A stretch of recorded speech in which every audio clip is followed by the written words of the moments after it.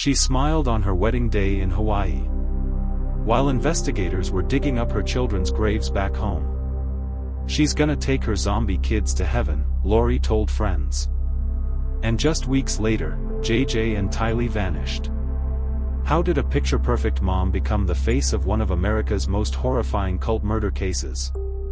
If you think you know this story, you don't. Subscribe for real cult and crime breakdowns, and let's break this down.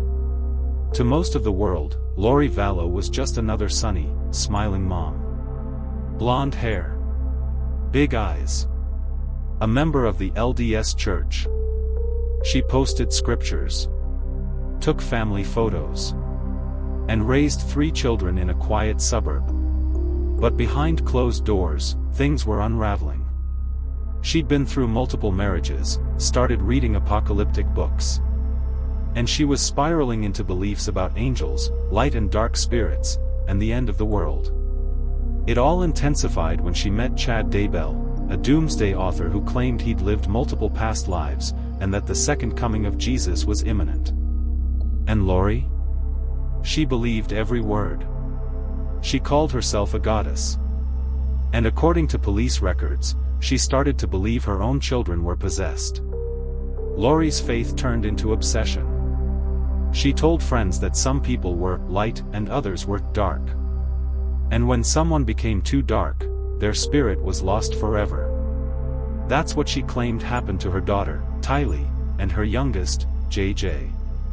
She said they were no longer themselves. That they'd become zombies. But it didn't stop there. Lori's husband, Charles Vallow, started noticing. He tried to intervene, told police she was a danger to their children. He begged for a mental health evaluation. But soon after, Charles was dead. Shot by Lori's brother, Alex Cox. He claimed it was self-defense. But Lori's reaction? She was calm. Laughing. Captured on police bodycam just hours later. There was no grief. No fear. Just smiles. And a rental truck moving furniture the next day. Not long after Charles's death, Lori moved to Idaho, and took the kids with her. But by September 2019, both children were gone. She told friends they were safe. She told police JJ was with family.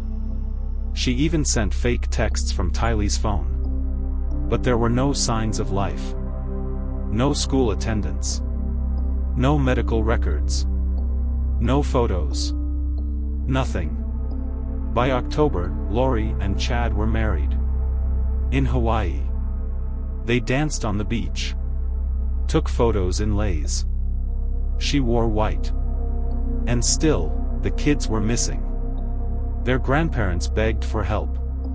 A nationwide search began. FBI agents, forensic analysts, and thousands of true crime followers watched, waiting. Until finally, in June 2020, the graves were found. Tylee's body was buried in a fire pit behind Chad Daybell's home. Her remains were so badly burned, they were nearly unrecognizable. JJ was found wrapped in plastic. Duct-taped. Bound. Left in a shallow grave just feet away. Lori and Chad were arrested in Hawaii, both smiling in their mugshots. But this story isn't over. Because the evidence police uncovered next. Emails, text messages, hand-drawn light versus dark charts, and a chilling recording of Lori describing her spiritual visions. All of it pointed to a horrifying truth. Lori Vallow wasn't just delusional. She believed murder was part of God's plan. Was she a brainwashed follower, or something far worse? Next, we uncover the trial, the charges, and the shocking new conviction Lori just received in 2025. So if you're still with me, hit that subscribe button now. We're just getting started. The case broke wide open in early 2020. After months of Lori refusing to cooperate and Chad Daybell avoiding questions, law enforcement finally turned to technology. They examined digital footprints, phone pings, email patterns, cloud storage. It was Lori's brother, Alex Cox, who unwittingly exposed the truth.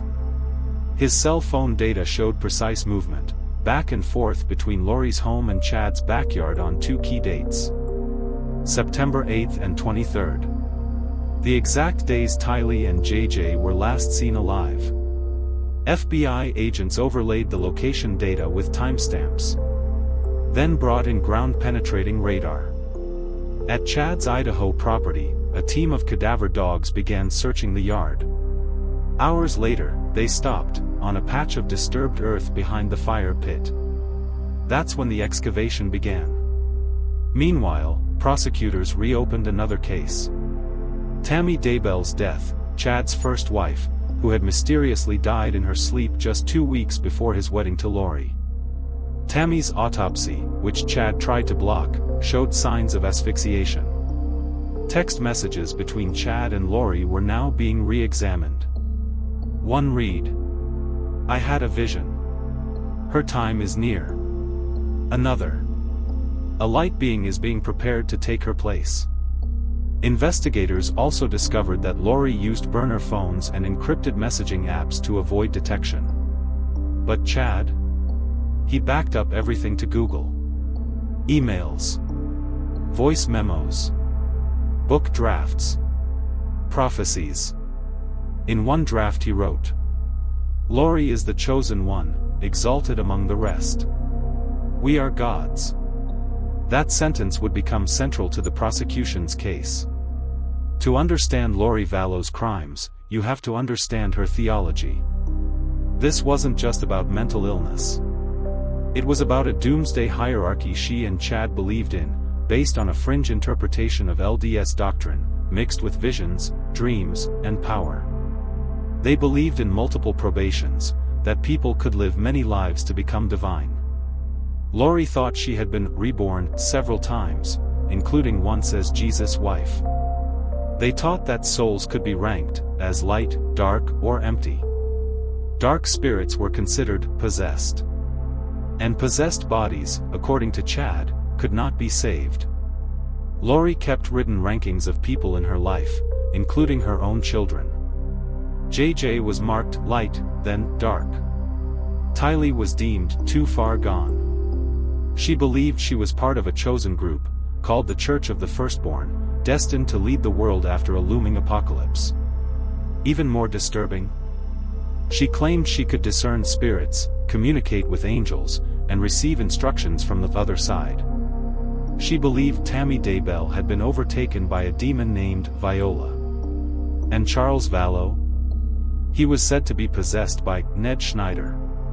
Lori's journal spoke of missions assigned to her by God. Eliminating dark spirits. Protecting the 144,000. The theology became a justification system for murder. And Chad, through his books and podcasts, only amplified it.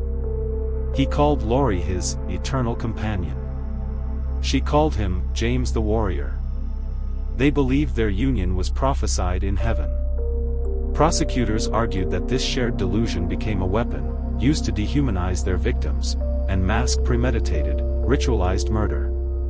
When Lori Vallow finally faced trial in 2023, the courtroom was silent. She entered wearing glasses, her hair tied back. No emotion. No tears. Only a polite nod as the charges were read aloud. Her defense team argued mental instability. That she had been manipulated by Chad Daybell, a man twice her age. But the prosecution brought receipts, hundreds of pages of text messages, journal entries, and chilling audio recordings. One of the most powerful moments came when the FBI played a phone call between Lori and Chad after the graves were discovered. Chad's voice trembled. "They're searching the yard." Lori answered, "We knew this day would come." JJ's grandmother took the stand and sobbed as she described their last phone call. He said, "I love you. That was the last time I heard his voice." A social worker testified that Lori refused to show proof of JJ's location for months, saying, "He's safe. You don't need to worry." And the jury watched bodycam footage from days after Charles Vallow's death, Lori laughing while ordering flip-flops from Walgreens. The courtroom held its breath during closing arguments. The prosecution's final statement? Lori Vallow didn't believe her children were zombies. She believed she could get away with murder. It took the jury less than 7 hours to return a verdict. Guilty. On all counts. Conspiracy to commit murder. First-degree murder. Grand theft. At sentencing, Lori faced life without parole.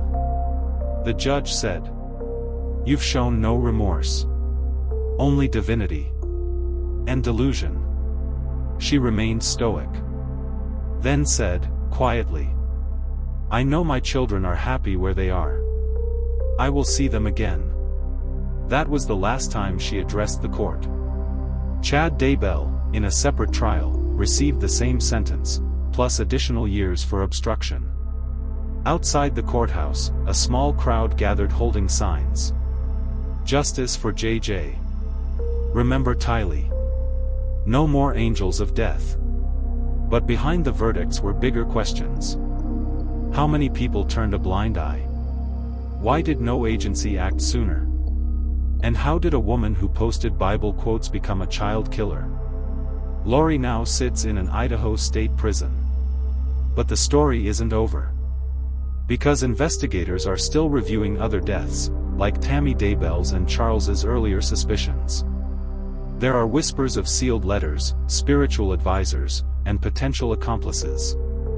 And in our upcoming full documentary-style deep dive, we'll uncover the lesser-known evidence, new interviews, survivor accounts, and the systemic failures that let Lori slip through the cracks. Subscribe if you haven't already. Comment below, was Lori a manipulated follower, or the mastermind?